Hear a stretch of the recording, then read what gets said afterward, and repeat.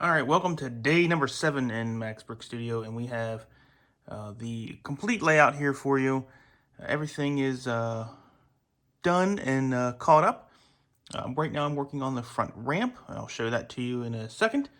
And everything has flowed very nicely. Happy with how it turned out.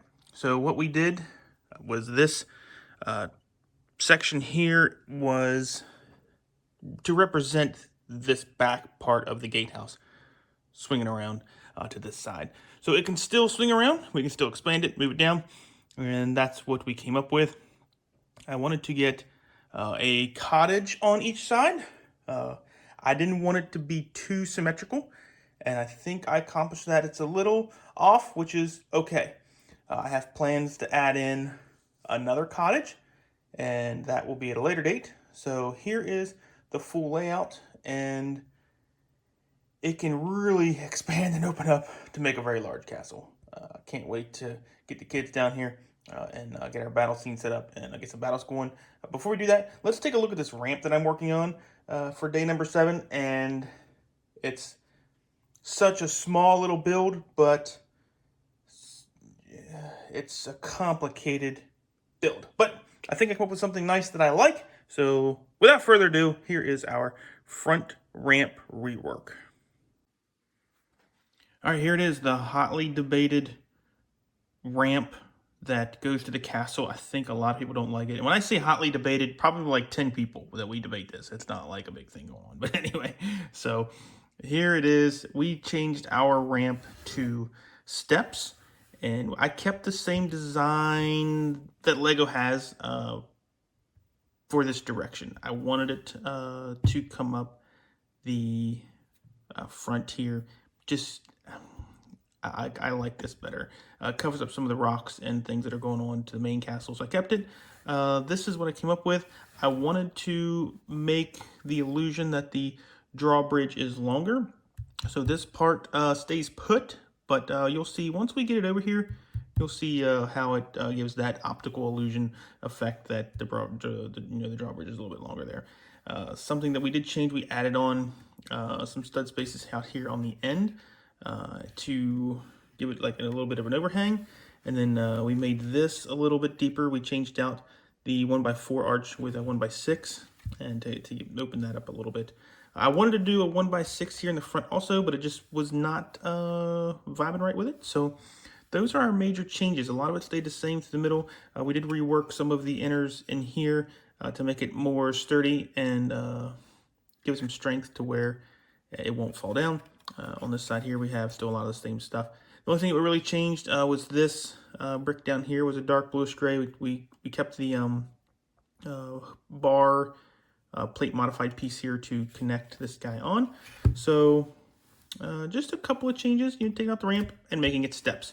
I think it still is about the same length with the exception of this last step here we just added on to the ground level, and we just put our masonry brick there.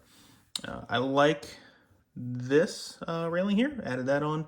I tried 2 different techniques. I did the one where we have the slits for more like a defensive type thing, but I don't want to do that. I just want this to be decorative, and I think it turned out nicely. I'm going to keep this for now. This is not where the horses are going to come in.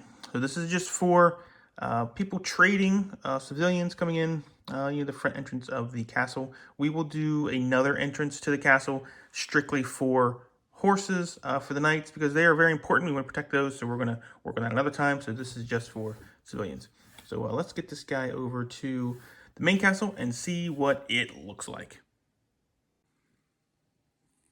Okay, here he is on the castle, and that's the illusion that I wanted to go for that I was mentioning, that I want the drawbridge to look longer, but I didn't want to rework the weights and everything that goes with that.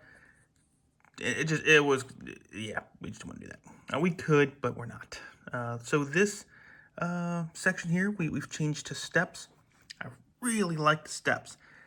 I wanted them to come off straight to the drawbridge. I wanted the steps to kind of come this way and just go straight up. But Lego had a good idea with this going down the side here, so I'm okay with it. There was a couple of movies that I've seen referencing, the peasants, the town folks, kind of walk up to the castle. So I'm okay with it. I think I stayed far enough away from the rebrickable idea that was on there. It keeps this same shape and design, and I'm okay with it. I mean, this is still a Lego design. Rebrickable had the slopes coming up. They had two landings, and I think they had. This is designed to be like the turret up here, and I feel this is for defensive purposes. This is for the city folk walking up. It's supposed to be nice railing.